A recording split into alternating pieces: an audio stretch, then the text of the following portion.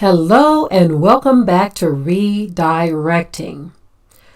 I'm about to share with you all a very disturbing story in which there is no end of disturbing stories in this world. I mean, they are off the charts these days. But this story is about a white family who adopted a little black girl from Uganda. They adopted her. They paid $150,000 for the adoption. They were told that the little girl was in a situation where her father had passed away and her mother wanted nothing to do with her.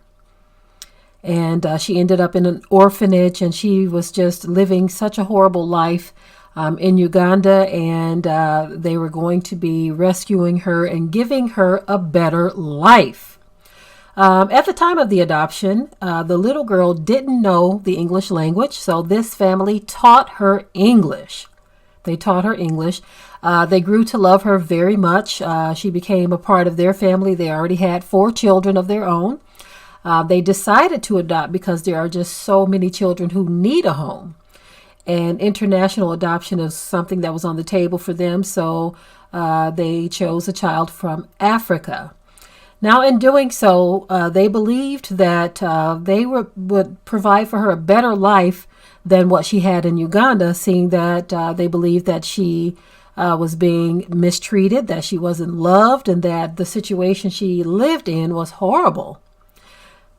But after teaching this child English, she began to speak and explain some things to them that was quite shocking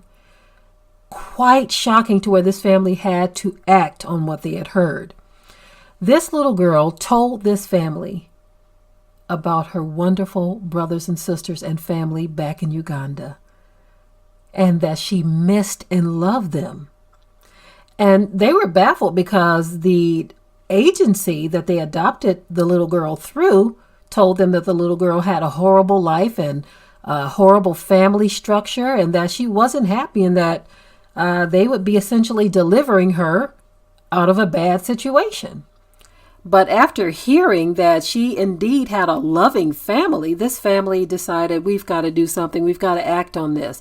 Now, keep in mind, this is a company that collects huge sums of money for adoptions. Huge sums. We're not talking about a few $1,000s. We're talking about upwards of $150,000. And so they are able to collect this money and fabricate whatever they want to fabricate so that they can get done what they're trying to get done. They're literally robbing 2 people. They're robbing the adoptive family of money, and they are robbing a loving family of a child. And they have no remorse. The thing that gets me is they will run these companies out of business. Some of them go out of business. Some of them pretend that they didn't know. They'll say, well, we got this child from an orphanage in Africa, and this is what we were told. I mean, they can make up anything and continue conducting business. And if it wasn't for the little girl learning the language, they would have never known that she indeed did have a wonderful family who loved her. But these are the kinds of lies that have been going on for so long. It kind of reminds me of the story where officers yanked a mother and her nephew out of a vehicle, and she had a 2-year-old in the vehicle, and they put a story out there that the mother was some horrible person doing something she had no business, and one of the officers had to rescue the little girl the little boy and cradle him in such a loving way. And the truth was, the mother wasn't doing anything wrong.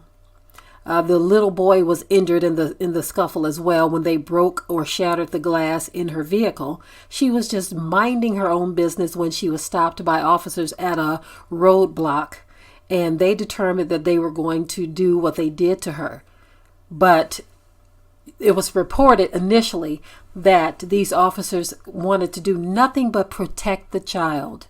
You see how they put that narrative out there, and they demonized the mother, you see?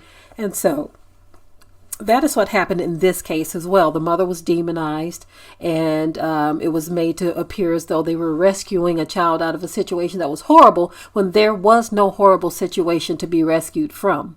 And so I said all that to say this. We are living in a world of deception. People that lie like it's their first nature, not second nature, but first nature. They lie. The Bible says that the wicked cometh forth out of the womb speaking lies. And so this is why they have no conscience about it. This is why they don't feel bad when they uproot a life or a whole continent of people and drive people from their lands or take them and carry them away to other lands. Of course, all of this was prophesied, but the Most High needed willing participants, people who had a certain mindset to carry out such atrocities.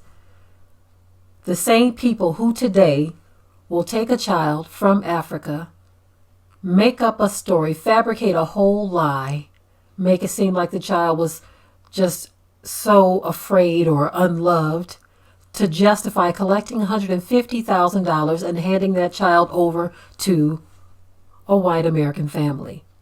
But yet we as a people are demonized for not trusting the people who have established precedent after precedent of doing these types of things to us. Go figure. But anyway, I just wanted to share this story with you. I didn't want to draw it out too long. Of course, many of you know that I can talk on and on about these things, but I do get requests from time to time not to make them too long. You see, as a matter of fact, YouTube actually shows you how long people stay interested in what you're talking about. So I don't want to make it long. I just wanted to share this story, how horrible I thought it was. But it just goes to show you that there are so many liars in this world, so many deceivers in this world, and they are narcissistic in nature because they believe themselves to be doing something righteous. And how dare you speak against the wickedness that they do? They look at you like you are the bad one. That is a reprobate mind. But anyway, I'm done with this story, family. Tell me what you think in the comment section about this story. Okay. For me, it was one of those things where I was happy that the family had a conscience about this and they decided to give the child back. But think about those situations where the family wouldn't do something like that. They will say, well, we paid for her. We're going to keep her. So I'm grateful that the family did have a conscience about this and decided to give the child back to her loving family in Uganda. But at the same time, I'm sad that this child had to go through this and that there's people in this world so evil that they didn't care that they were taking this child from a loving family. You see, they didn't care. Anyway, I'm done with this story. If you haven't already subscribed to the channel, share and like this video. And with that, I am out.